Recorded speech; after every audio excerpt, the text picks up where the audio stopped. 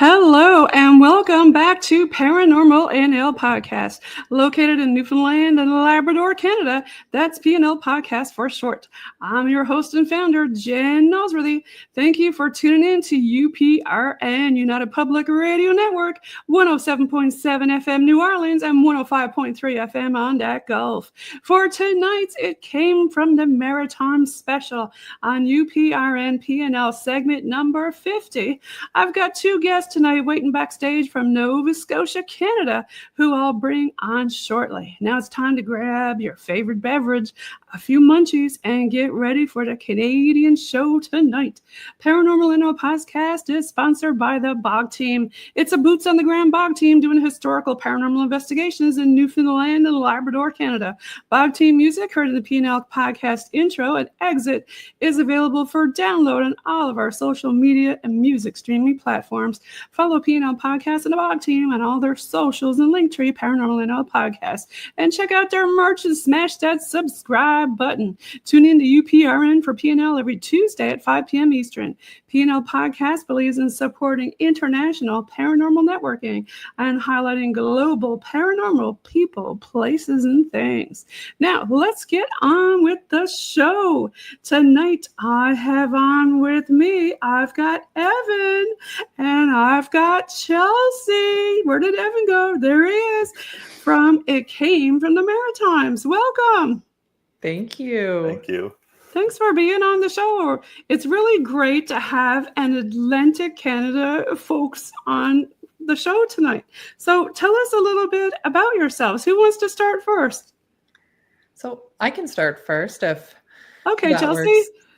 Yeah, so I'm Chelsea and this is my younger brother, Evan. Howdy. And yeah, we grew up in Nova Scotia and we've spent most of our lives living here. We each moved away for a few years for our university degrees, but we were both drawn back. I mean, there's something about that Atlantic Ocean we just couldn't stay away from. So we have always loved learning more about Nova Scotia and Atlantic Canada in general. And we found a really fun way to do that was by diving into the folklore of the region. And we always joke that I used to learn all the local spooky stories at campfires and Girl Guide camps, and I would come home and traumatize Evan with them. So now I get to traumatize everyone. I love that. I love that you said, hey, that you love the Atlantic Ocean. Yeah, I had to come back from Texas. I couldn't stay away from the Atlantic. How about you, Evan? Yeah, much like Chelsea said there, I know Chelsea was much more into kind of the paranormal, creepy side of things when we were younger. I was, to a degree, but more in the Scooby-Doo kind of way. Like the Scooby-Doo way? Yeah, whereas Chelsea was always about ghost stories. She would come home, and even when it wasn't local things, she would tell me about the horror movie that she watched, and then I would get to be scarred by that. But as we grew up, I've kind of grown an interest too, and then just the local folklore is just so interesting. It kind of tells you about the people and the values and everything about what's going on. And then, of course, Nova Scotia, Atlantic Canada, all around here, there's some good storytellers, so they keep things interesting, and we want to just share those with our podcast. I love that. And Chelsea and Evan, for the people listening around the world who don't quite know what it means when we say Atlantic Canada, can you explain to them what that means? Yeah, Absolutely. So it's kind of the part of Canada, the east coast of Canada on the Atlantic Ocean. Most people would say it includes Nova Scotia, New Brunswick, PEI, and Newfoundland. And yeah, it kind of just has a certain type of population there that tends to be pretty interesting, but that's where we get a lot of good stories from. Yeah, so there's Canada, and then there's like Maritime Canada, and we kind of make fun of each other and call them mainlanders, right? So yeah, and even the same for us Newfies over here. I know a lot of folks to kind of make fun of us because we're the most easterly point in North America, and we're almost on top of Ireland, so we're very Irish over here. And in Nova Scotia, what are you guys renowned for in your culture? So there's a huge fishing culture here, a big seafaring community. So I do find we have a lot of that on the go. I find Nova Scotia, we have a wide range of folks, but I feel like we might not be known for having quite as good a time as people in Newfoundland are, but we're known for enjoying. That's great. I'm going to have to screech you in one of these days. So let's do it. Like, where did or how did It Came From The Maritimes come about between the two of y'all? Yeah, so it was Evan's idea. So Evan, do you want to take it away? Yeah, sure. So I was kind of thinking we both work in pretty technical jobs in our day-to-day, so we don't really get to do anything creative or too fun in our day-to-day work. And I was kind of looking at things, and I've been listening to podcasts obsessively for years and years, and I was thinking like, oh, maybe I should try that. So then that's where things came from there. And then I was thinking about things that interested me, and I'm pretty interested in things like, I'd say more the monster side of things, like cryptids, some mysterious stories around, and that kind of led me to the folklore side of things and superstitions and things like that.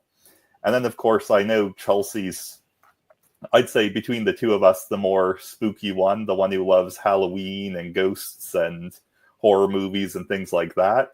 And I kind of just came to her, and I think I kind of suggested a little bit sheepishly at first. I was kind of like, hey, maybe we should start a podcast, haha. And then Chelsea, luckily, was like, yeah, we should. And then, I mean, honestly, like, I might have got things going, but Chelsea's like the steam engine that keeps us going, because she just kind of took it and ran with it. And like a week later was there like, oh, I have 3 scripts ready. She had her husband writing us a theme song. She had everything set up, and yeah. That's awesome. I love that. But where did you guys meet? I thought you all were brothers and sisters or something. Oh, we are. Yes. Yeah. So we're brothers and sisters, but brother and sister, we kind of got the opportunity to do this because Evan had been living in Toronto for school. So when he moved back, we were able to of course we always stayed in touch, but just reconnect and really start chatting about this. I love that. Yeah. Because, being that we're from Atlantic Canada, everybody knows everybody, right? And a lot of people don't want to talk about the paranormal.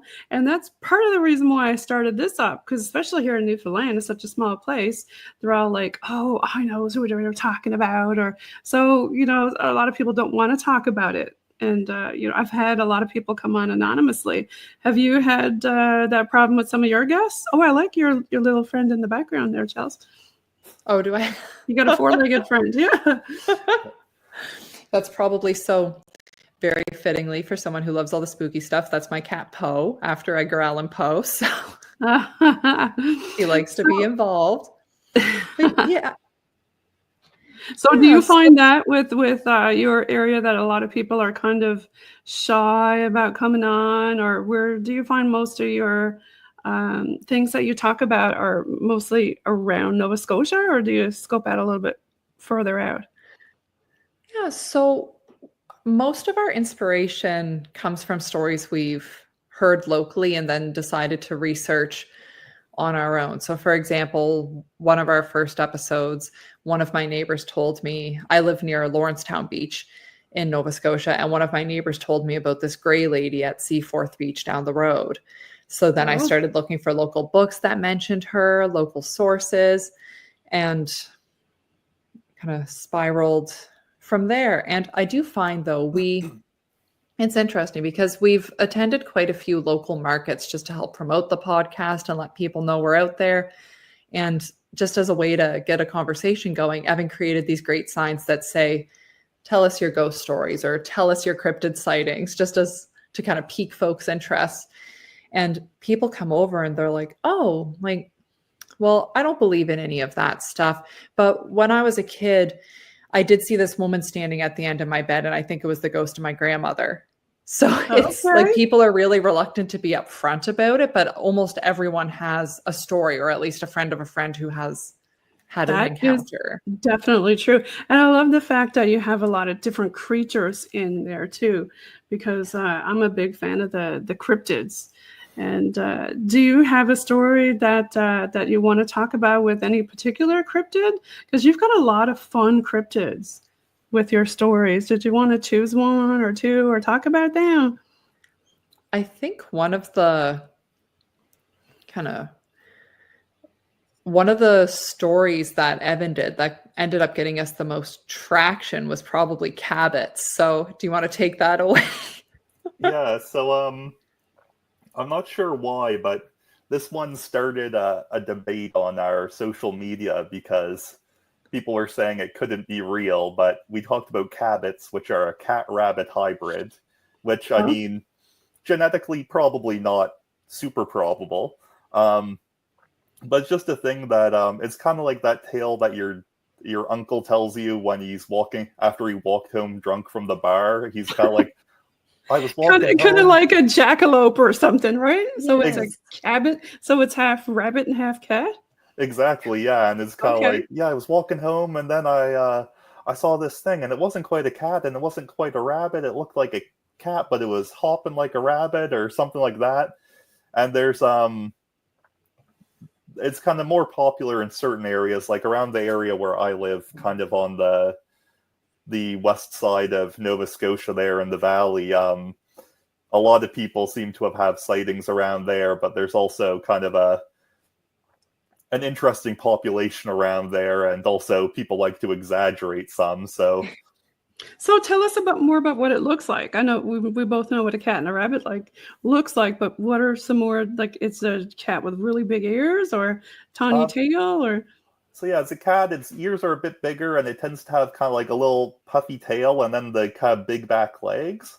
Okay. It's kind of interesting because if you go deeper into the story, you can find some things where it's like, well, maybe this is a certain type of I think a lynx or a Manx cat or something. There's certain Right. species where it could just be that, but it's also just kind of fun to think like, well, maybe it is just a cat and a rabbit had a baby, and then they got loose in the woods there, and they've just been hopping around confusing people. Yeah, because we certainly got a lot of links and stuff like that. I know around our area here in Newfoundland, we got a lot of links and stuff. And I know you've got a lot of other different creatures that come up in your podcast. I love you've got mermaids, and there's the cat one again. Is there another one that you want to talk about? I know. Chelsea, do you want to? Yeah, one of my favorite kind of creature type episodes that I researched was the Mermaids of Atlantic Canada episode. And for me growing up, I was obsessed with mermaids. I actually, when I was like little, thought that if I stayed in the water long enough, I could turn into one. So Oh, I love that. like it was a big part of my childhood. My mom would be saying it's time to come in for dinner. And I'm like, no, just a few minutes longer. Today's the day. But I found what I loved about the mermaids episode was it really did bring us across so many parts of Atlantic Canada. One of the first stories I told in that episode was of a documented mermaid sighting, and it was from like the mid 1600s in the St. John's Harbor. Ooh. And there was a captain of a ship who St. John's, Newfoundland? Yeah. Really? Yeah. Interesting. So he ended up seeing this, and I can find the exact name for you too if I brought up the episode notes. But the ship captain, they were in the harbor getting ready to head out to sea, and all of a sudden, this long feminine creature with, they called it like a broad hooked arrow tail and long streaky hair, climbed up on the side of the boat and started swiping at them. So they used oars to kind of batter away. But then she came back up and started kind of pursuing them again. So they knocked her off the boat, and then she just swam to another boat in the harbor, and that was the end of the tale. But there's just been quite a few sightings, even dating back to like when there were European people first exploring Canada. There's drawings and books of these mermaid type creatures that people came across in the St. Lawrence River. So Yeah, I know I have a huge, I guess, family seafaring background. Like my grandfather was a sea captain, a fisherman, and also my great great grandfather and my great great great, so all the way back even down to the Boer War, and a lot of them would call them sirens. You know, they Yeah. would come up to your boat. In fact, I think on my inside my logo in here, I've got a siren in here in the water somewhere, Yes. trying to lure the sailors out into the sea, right? Yeah. Yeah, that's a big one. Evan, do you want to chime in on any other ones? I know we've got a lot of other stuff in here in the Maritimes with all kinds of different creatures. Yeah, one of them I'd say, and I mean, this one I think was our first episode where we talked about Newfoundland, and then people got mad at us because What? our title is "It Came from the Maritimes," but we're technically Atlantic Canada. We just Yeah, liked how it yeah. sounded, but I'm not sure if you've talked about this before, but the Newfoundland wild baloney. Oh my God, I love it. For people who are tuning in around the world who don't know what a wild bologna is, it's something that people go and catch in the woods, especially when they're out camping and stuff. And Maple Leaf usually makes it. I'll let Yeah. you tell more about it. Yeah, it's kind of like it was supposedly the wild version of bologna that you buy like at the grocery store, and it's like, no, the grocery store stuff, that's just the fake stuff. But if you want the real stuff, you gotta catch the wild bologna. That's right. You got to go out in the woods and get it. And part of the screeching in here in Newfoundland and Labrador, we've got this liquor rum called Screech that will make you drink. We also make you kiss a codfish, and we usually feed you bologna and purity syrup and make you kiss a puffin czars. But bologna is a big part of Newfoundland and Labrador. They call it steak here. You can put it on anything, the barbecue, everything. But sure, even my brother's niece did a book report on the wild bologna because she's from Ontario, and her dad is from Newfoundland. Oh, Yeah, I love that. that's the thing. That was one that we had a lot of fun with, and there's a whole lot of stories about it, and it's just kind of a like such a fun piece of folklore. Well, that's why I really was looking forward to talking to y'all, because where else are you going to talk to people about a Newfoundland wild bologna anywhere else in the world, right? Besides the Atlantic Canada. Yeah, and I love it. If you look around, you'll get a bunch of different stories, but the ones that I found included a lot of stuff like you can't wear your rubber boots because the wild baloney will like eat your rubber boots or something like that. And then to catch it, it's very curious, but also very fast. So you need to leave some pepper somewhere. So then we'll sniff the pepper, and then it will make it sneeze. And when it sneezes, it will hit its head down on the rock that you leave the pepper on. And that's how you catch it, because it will knock itself out. One of our folks here on NTV, his name is Donnie Love. He was on Paranormal NL podcast in season 1. Well, now he's on NTV, and he's got his own show, Adventures Unknown. So him and the boys were out skidooing, and they had somebody there from somewhere else. So they had to go and catch the wild bologna, right? So that was part of a show that they did. Yeah, it's a big thing here. And a lot of times, like when I mentioned about the screeching in, a lot of people wear the sou'westers. Like Chelsea, you were talking about people fishing. That's a hat, typical yellow, and a yellow jacket that people wear. But what other kind of folklore things do you want to talk about? I'd say one of the other stories that I like, and this one's one that's kind of like gets more to the scary side of things, is Okay.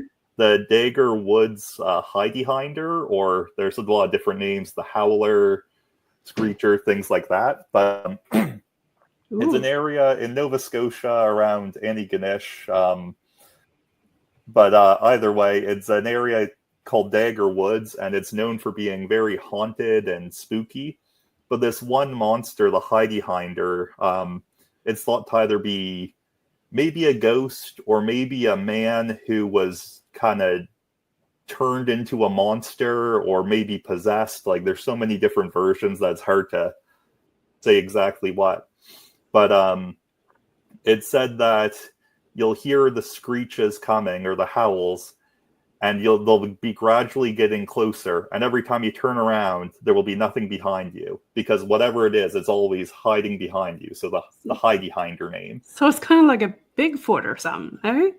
Yeah, like there's kind of different versions. One of them is like a kind of goblin monster thing. Sometimes it's more of just like a serial killer thing. But but you just There's never, a range. yeah, you just never see it to know. And the one story of the person who survived is a girl who was out in the woods when she wasn't supposed to be, and then she was looking around and kept on spinning trying to see it, and eventually she fell down, but right beside a puddle or a creek or some body of water. And then she saw the reflection of it coming up behind her in the water. And that's the one way that she was able to like beat it and get away. Ooh, almost like a vampire, right? Because you can't see the reflections in the mirror. Exactly, yeah. But I think there's even, Chelsea, it's the Stanfields, right? Who did the song about it? Yeah. Yep. Oh, there's a song too? Yeah. But The Heidi-Hinders? How does it go? Geez, it's, Go make you sing now. I was going to say, I haven't listened to it in a little bit, but it's definitely worth a listen. It kind of changes the story a little bit to its own version too. So, but yeah. Yeah, you got all kinds. You got fairies over there too. We do, yes. Yeah, there's so rumored to be at least 5 fairy hills within Nova Scotia. So a lot of the activity seems centered around Cape Breton, but it's kind of cool because, for example, we grew up camping in Kejimkujik National Park, and we went canoeing on the lake there every summer. But I only found out when I started researching the fairies of Nova Scotia that lake, its original name would translate to fairy lake, and it's because there were supposed to be this group of little people with magical powers that lived around the lake that would, they resided there. They were known to be pretty benevolent creatures overall, but there's actually petroglyphs on the nearby rocks that show these depictions of the fairies there. So okay, so your fairies are friendly, hey? So it depends. We kind of got both here in Newfoundland and Labrador. We got fairy tree ring circles, and you're not supposed to tell anybody where the circles are, because then the fairies will come and get you. And then we've got the queen of the fairies over in Bell Island, who is who is very evil, right? So when we think about fairies, most of the time over here, it's more like Irish, like kind of evil fairy who will come and get you. Like you got to go around with bread in your pockets or leave out bread for them, or, stuff like that. Yeah. I do find here some of the stories, the fairies are a little more nefarious, but for the most part, it's, for example, the Acadian population, they call fairies the lutins. And it seems like all these fairies do is braid horses' hair at night and take them out for a spin. And then, so it's how people explain if their horse seems tired in the morning, the lutins must have taken it for a ride. I've heard that too, because we've got the little Newfoundland ponies, and they say that they do mischievous stuff like braiding the little Newfoundland ponies' hair, because our ponies get really long, bad hairdos. I see you've also got vampires of is Inquinish? Yes. Yeah, so Inquinish, it's on the Cabot Trail in Cape Breton. And this story actually, so a paranormal investigator from Cape Breton, when he found out about the podcast, reached out to let us know about this tale. And it was back in, so I want to say 1996. There was a really stormy summer. There were quite a few storm surges in the area, just really windy. The waves were intense each and every day. But the other thing that happened that summer was people started seeing this mysterious man, and he was just never quite where you'd expect someone to be. So people would be coming back from like a hunting trip late at night, and they'd see him standing in the cemetery by himself. Oh. Or they'd see him hitchhiking, and they'd pull over because they're all very friendly in Cape Breton. They'd offer to pick him up and take him where he had to go. He'd get in silently, and when they looked in the rearview mirror, he'd be gone. So a bunch of mysterious occurrences like that culminated at the end of the summer when a huge storm was rolling in. And there was a couple sitting on the beach just watching the waves before it got too dangerous, and they had to head back home. And they saw this mysterious man standing on the edge of the cliff. But even though the winds were ripping, not a single hair on his head was moving. His cloak wasn't moving an inch. And then in the blink of an eye, he disappeared. So because of his kind of dark and mysterious appearance and his mysterious behavior, they started calling him the vampire. And if you go on certain paranormal Facebook groups in Nova Scotia, there's so many people, like even someone commented on our podcast episode on Spotify saying, oh my gosh, my dad saw him back in the 90s. Really? Yeah. Now, do you think he's kind of like Hetman? Well, do you know what? I've heard that story just kind of vaguely since, and it did remind me of that. Yeah, right. No one really has any proof of him like drinking blood or anything really vampiric, but I think it was just kind of like he had a generally kind of goth style and was doing a lot of mysterious things around that seemed kind of vampire-y. Yeah, because I recently had Dawn Wells on, and she's on 5TV1, and from Cape Breton, she's got a series there. And hers talk about the Hat Man also, which is kind of interesting. It's quite popular over in the Atlantic area. Not only just our area, but it seems like across the world. So I know that you've got a lot of other different creature stories. What about, I see there's one, is it a serpent? Oh, the Cape Sable serpent. The Cape Sable serpent is it's a sea monster that was seen in the area of Cape Sable, so kind of like the southern tip of Nova Scotia. And it was kind of known to be out there harassing the fishermen. All the descriptions kind of varied. It seems like a lot of them said that it had kind of like a head like a seal, but almost with eyes out on little stalks. Okay. Kind of like a crab would, right? Like yeah. This? Right. Yeah. Okay. It was kind of weird, but then it's said to have like big sword-like teeth, and it was chasing down fishing boats, and the first guy came in saying like, this monster came out of the fog and almost ate me and tried to get me, and everyone kind of laughed at him. And then over the next couple of weeks, it seems like the exact same thing happened to a couple more people in the town, and then it just kind of disappeared. Like there was one thing that said it was maybe seen up closer to Newfoundland at one point, but that description sounded a lot different than what people are describing as the Cape Sable serpent, so could be a different sea monster there. Yeah, it sounds different. It almost sounds like an eel or a Nessie or combination of all kinds, right? Yeah, and the thing is just like, it was always on foggy days and things, so of course no one gets a perfect description, but it does seem like it was chasing down the fishing boats there. So, you never know, because there's been a lot of specials on the go lately. Our oceans have changed a lot with the temperature of the Atlantic. Now we've got great white sharks. Yeah. Mm-hmm. That's scary. I mean, we have little competitions, swimming competitions. I know going across the Belle Island Tickle. I don't think I'd want to swim across the ocean with the makos and great white sharks out there. It's like, no thanks. Yeah, I don't think I would want to either. I'm as much as I love being close to the ocean, I'm pretty happy on dry land. Yeah. And there's quite a few other different big creatures that we can talk about, like the Newfoundland giant squid. Have you guys had some stories about giant squids over your way too? So none. It does seem to be something that's more close to Newfoundland. Like we have quite a few like sea serpent type creatures, but I'm not familiar with any kind of local giant squid stories, but I find them fascinating. Yeah, there are so many different creatures, right, out of the ocean coming up. And you've got a lot of different campfire stories too. You've got let's see, like a werewolf, all kinds of different ones.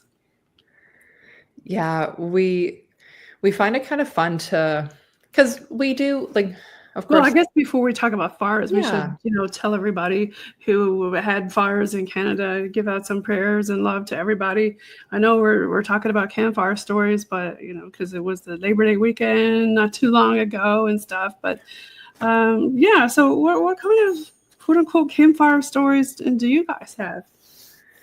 Yeah, so for us, we considered like what we kind of labeled our campfire stories was just anything that if you were sitting in the forest in the dark of night and you heard those stories, if you heard those branches creak behind you, it would give you kind of make you think twice.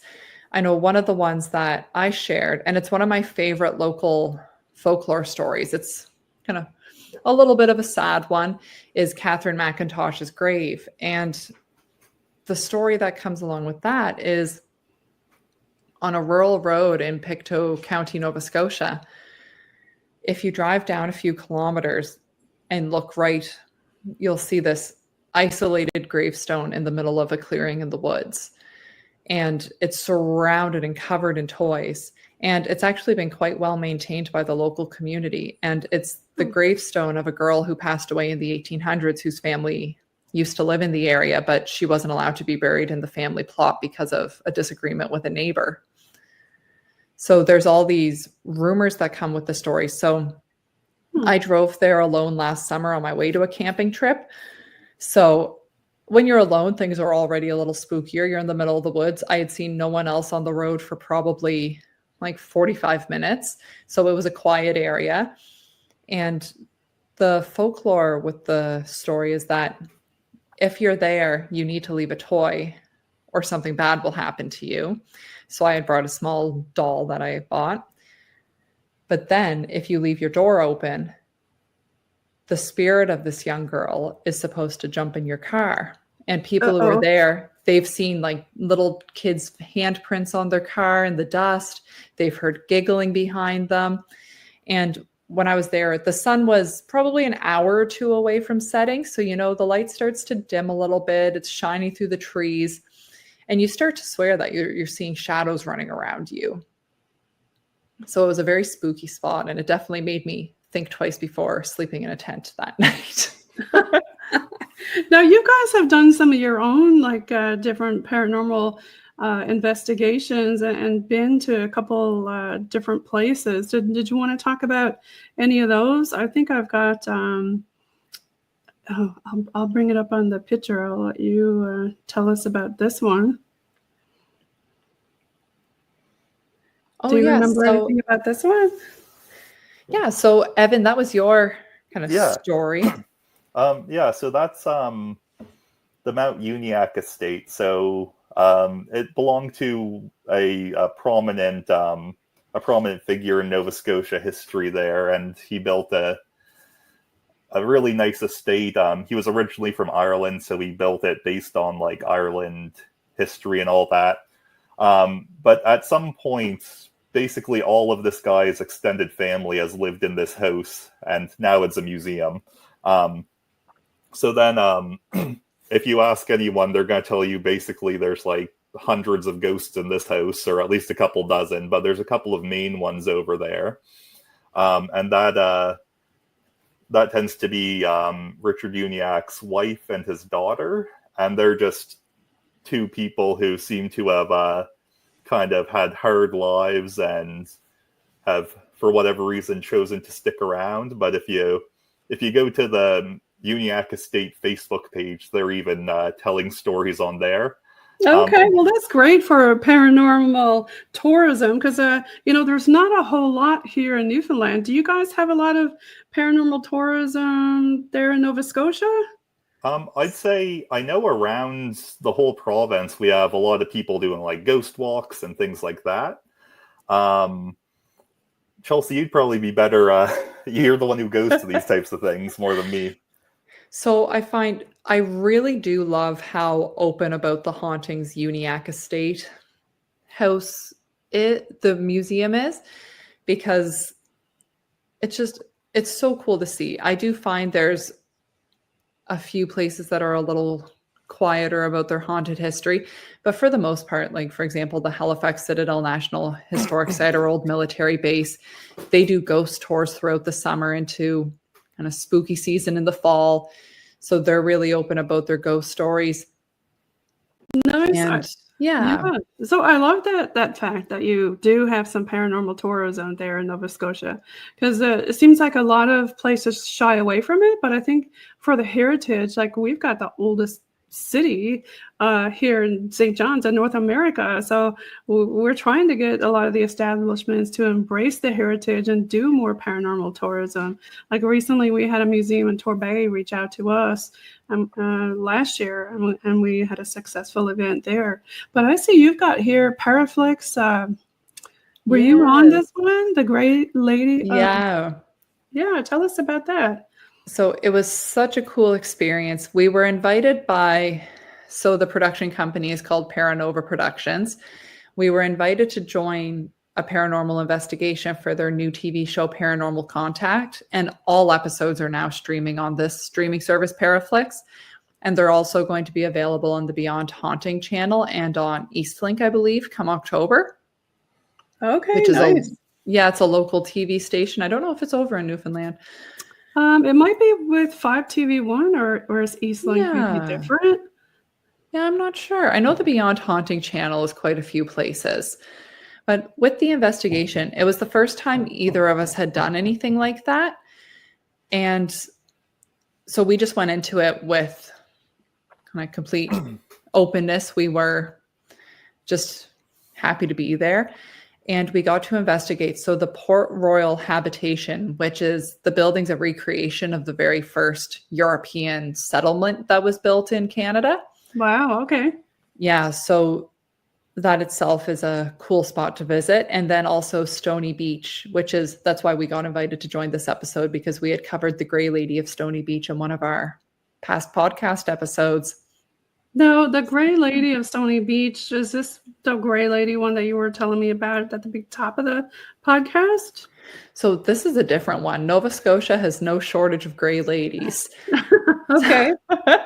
So this Gray Lady, as they so often do, has a bit of a tragic tale, but she was from a foreign port, and she got seduced by a fisherman and invited to join him at sea. But as he was getting close to home, he realized he was going to need to deal with her because he had a wife and family waiting for him. So one day when they were in port at Annapolis Royal, he took her to shore asking if she wanted to go for a walk, and he returned to the ship, but she never did. And rumor had it that he actually took off her head to make her corpse impossible to identify and hid her in the deep grass. Oh my God. Surrounding the beach. So her spirit has been seen on the shore in the decades ever since. Yeah, I would do the same thing, saying, hey, have you seen my head anywhere? Right? Because, we use Spirit Box sometimes, and we get these rando ghosts coming on, like, can you help me? Or what can we help you with? Can you help me find my body? Like, so who knows how many different people had beheadings and things like that, and there were poor lost souls looking around that can't find their body. Oh, it's true, because I know the medium who joined the investigation was saying that she was getting the impression that the woman, she wanted to be prayed for, but she was Catholic, so she only wanted to be prayed for if we had a rosary, which we didn't have on us. So we were kind of stuck at that point. But it was, I find the beach itself, it was kind of creepy being there. Yeah, we've been there during the day, but never it was like 11 at night or something there, and the guy who like runs the parks would just say like, yeah, see you guys later, lock up on your way out. And it was interesting because we had all the little tools and everything like that, taking readings. It seemed like wherever I would go, nothing wanted to be, but then Chelsea would be kind of over in the corner and start to get like the temperature dropping, and then like some little readings. And nice. The temperature dropped when I was in the chapel confessional. It dropped by about 3 degrees, which like in like less than a minute. Yeah, it was quite abrupt. And then when Evan went in and climbed right back up to where it was before. Interesting. So, we've noticed that when we have certain members of our team who are very skeptic, it pisses off the spirits. So I wonder that particular spirit was angry having somebody, around who wasn't getting any information. I wonder, are you a believer, Evan? I'd say of the two of us, I'm more of a skeptic. I was trying to go in with an open mind, but you're the Scully. Okay, so Chelsea, are you the Mulder? Oh yeah. Okay. So tell us more about this Mulder and Scully thing. Have you ever seen UFOs or anything like that? So I've had a few, like nothing definitive, but I've had a few experiences. Like for example, recently I was at White Point Beach Resort, which is actually one of the haunted resorts in Nova Scotia. Okay. But my family was sitting in front of one of the cottages, which had a view of the ocean. And both my aunt and I swear that we saw some sort of sea creature. It wasn't a seal. It wasn't a shark. It didn't have like that shape. It was something that we hadn't seen before. And it was huge.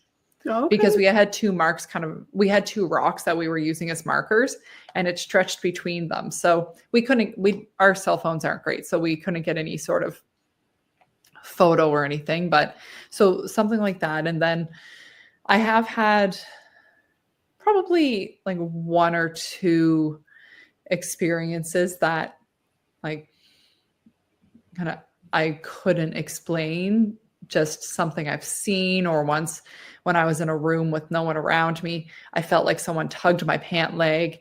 And it turns out, I found out after, I didn't know this going in, that I was standing next to this, or I was standing about 2 feet away from this desk that a little girl used to hide under and pull on her father's pant leg. Really? Okay. Yeah. So nothing that... Nothing scary, just kind of benevolent. Yeah.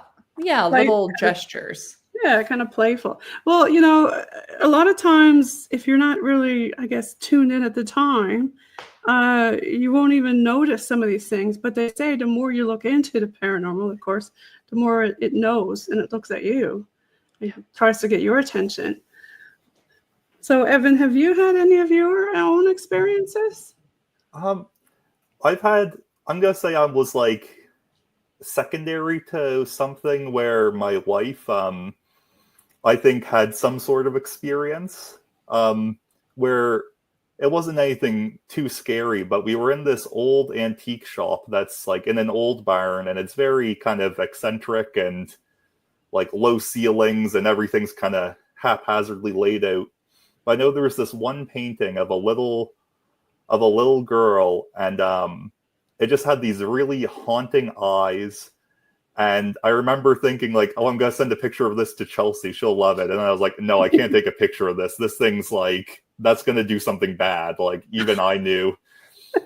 And then my wife, she kept on walking by the same area. And every time she would say like, oh, excuse me. And I thought she was just being like polite Canadian, like accidentally bumping into a table or something and saying sorry to it.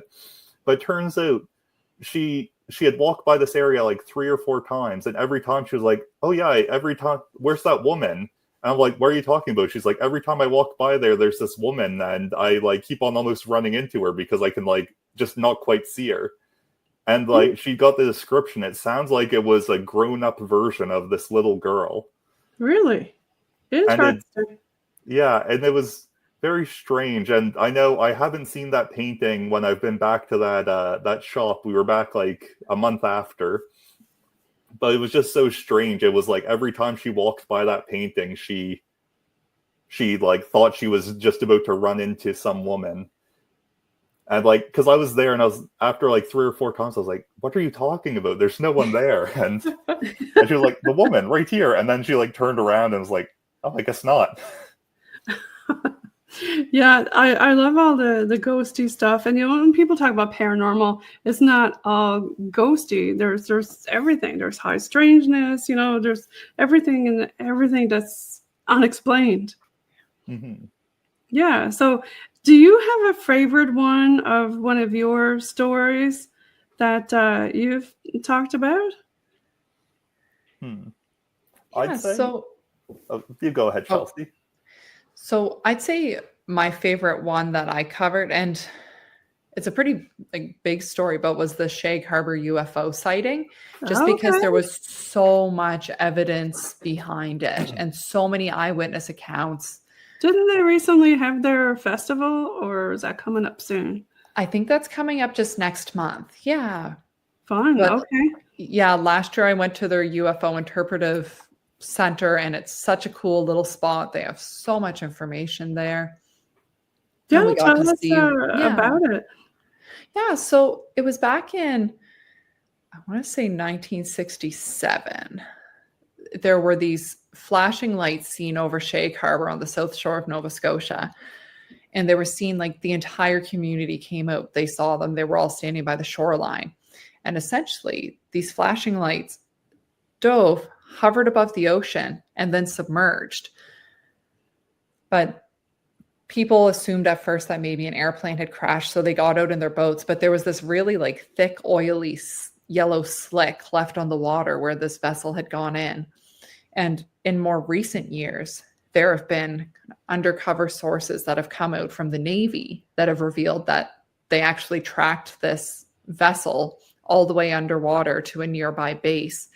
And there was at least one person in the Navy who wanted to stay anonymous, of course, who reported that they saw another vessel join them and then they took off. So it seems like there was a little more going on below the surface that's just been revealed in recent years. Yeah, it seems like there's a lot of USO stuff that a lot of folks haven't really talked about. And some of the whistleblowers you're starting to hear more of it now. When you tune in to, I don't know if it's on CNBC or MSNBC or whatever channel, Congress are having a lot of people come forward, and a lot of USOs have been talked about. Oh yeah, and because I know even recently the Shag Harbor UFO group, they did a UFO eyewitness meetup so people could come and share their tales, and apparently they had a huge turnout. So it would be really cool to attend one of those in the future and just a lot more people are talking about it. It seems like the paranormal is starting to get kind of normal now to talk about. More people are coming forward and telling their stories. Do you find that with some of the things or people who you talk to? I'd say when it comes to getting stories, because we're just kind of, a lot of the times we'll just be collecting stories from people, seeing what's going on. Right. And I find there's almost a thing of people will kind of walk up and kind of lean on our table a little bit and be like, tell us your ghost stories, hey? Huh. Kind of a little laugh or something. And then look a little sheepishly for a minute and then be like, well, I did see this. I love that. That always happens, right? I find especially kind of older people, it tends to be kind of a little bit sheepish. And then I find younger people, it will be one of their friends dragging them over and it will be like, tell them about that ghost that you saw or tell them about this thing. And it's always it's kind of interesting. But yeah, it's definitely, I'd say it's a lot of people are a lot more open to talk about things than you would expect, especially we just kind of leave ourselves as an open ear and people are happy to tell us. Love that. Do you have any favorite folklores that you like to talk about that we haven't discussed? I know one of... Yeah, there's another one in your region. Yeah, with it, I know one of my favorite stories, just going back to that White Point Beach resort where I may or may not have seen some sort of sea creature, is so this was my original ghost story I heard, and it's the story of Ivy. She was the wife of the previous owner of White Point Beach Resort, and Evan and I, we'd go there for a few nights each summer, and it was back in the day, so there were, I guess, less helicopter parents out and about.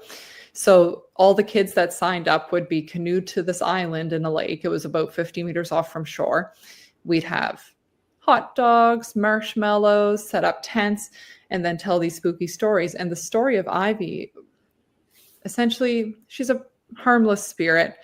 In the old lodge, she would just be seen rearranging utensils, hanging out in the dining room, which she used to manage. But she would also play the piano late at night. And Evan and I, when we were kids, we'd stay up as late as we were allowed. So we would be in the lodge, and they had like a little pool table in the games room. And I remember there were a few nights after hearing that story that we'd hear the piano start playing, and we would just look at each other like, You're like, oh, is that and her? there was at least one time that we went to investigate and no one was there. Now, we were not exactly fast-moving kids, so someone might have left the piano, but there is the chance. You never know. Right? I know. I think my favorite story that Evan researched was about Mother Coo. Mother Coo? What's that? Oh, yeah.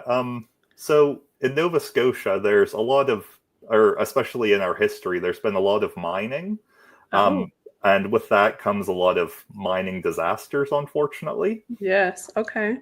But this Mother Coo, she was considered a witch of sorts who, she was like mostly kind of like a local healer, if anything, but she predicted 3 of the big mining disasters that happened in Nova Scotia. Ooh. And like, it's very strange when you read the stories because she would say like, oh, on this month or something, there's going to be a disaster with water or something. And people were pretty skeptical, but then it kept on kind of coming true. And then by the 3rd one, it actually was to the point where they did an extra investigation in one of the mines just to check, because they were like, no, there must be something going on here. And they did an extra check, but found nothing. And then the next day, they had a disaster there, lots of lives lost in the mine, and and it's kind of it's very interesting that she was able to predict these. Person Mother Coo, do they still around, or? No, this was a long time ago. Okay, yeah. What is it about the mines? I know our Bell Island, we call it one of the most haunted places, if not the most haunted places in North America. We've had a lot of film crews over here from different places around the world investigating. I know I worked over there. I had my own experiences as a medical person there on night shifts, and that place is next level. So if you get a chance, can you get down in your mine now? Do they do tours? For people who are doing tourism, can you get down there? I'd say there's some mines, like more in Cape Breton, where you can tour. I don't know if you can tour the ones in Spring Hill where kind of the big mine disasters happen. I think those are pretty closed off there because, as the name suggests, as I suggested there, they're not too stable, unfortunately. Right. But yeah, I know they kind of have a big kind of reverence towards them because they were, I think, one of the biggest mining disasters in North America. Yeah, it's quite well known. Wow. That's really sad when stuff like that happens. So now for the people listening around the world, do you want to give a shout out to where people can find you and all your links and your socials? I'll pull up your link tree here, but you can see their link tree down on the bottom on the ticker also. Yeah, perfect. So I'm our social media coordinator, so I'll take the lead on this. Okay. So we're on mostly Instagram, Facebook, and TikTok at It Came From The Maritimes. We do have a Blue Sky account as well at ICFT Maritimes if folks are on there. So we release our episodes weekly every Wednesday. So every 2 weeks, we have a full-length episode. So that's where we do a bit of a deeper dive. And then on the kind of in-between weeks, so twice a month, we have what we call Maritime Minis, where we share shorter episodes. So we say folklore in 5 minutes or less. So those are for the topics that are still stories worth sharing, but we don't necessarily have a ton of information available about them. Okay, Yeah. so yeah, I mean, it sounds like you've got a lot of stuff on the go. So you've got minis and you've got regular ones, hey? Because I saw there was a Yeah. little difference in those. So, do you want to give any shout outs to anybody else while we're on? No, with it, I think honestly, just Um, everyone. Yeah. Oh, sorry. Yeah. Oh, well, yes. This is a very good point. So, Jeff McDonald, he has a recording studio here near Lawrencetown Beach in Nova Scotia. He records and produces our podcast for us. Okay. So his recording studio is called The Drum Room, and he also builds his own audio recording equipment and guitar pedals through 607 Audio. So we have a link to his page on our link tree. So if you're ever interested in, he's also a drummer, so like working with a local musician or recording artist, then we absolutely recommend checking him out. We're a little biased. He's a very good friend of ours, but he's an absolute treat to work with. And as much as Evan and I, we have the kind of folklore research and everything down, having him recording our podcast makes an absolute difference. So yeah, well, thank you so much for being on the show. It was great having some maritime folks on from Atlantic, Canada. It's really great to have y'all on. And thanks for being on the show. And you're listening on UPRN, United Public Radio Network, 107.7 FM in New Orleans and 105.3 FM on that Gulf. So now, guys, what kind of bog team music do you want to listen to? We've what are got our options? rap music, we got rock, we got 80s.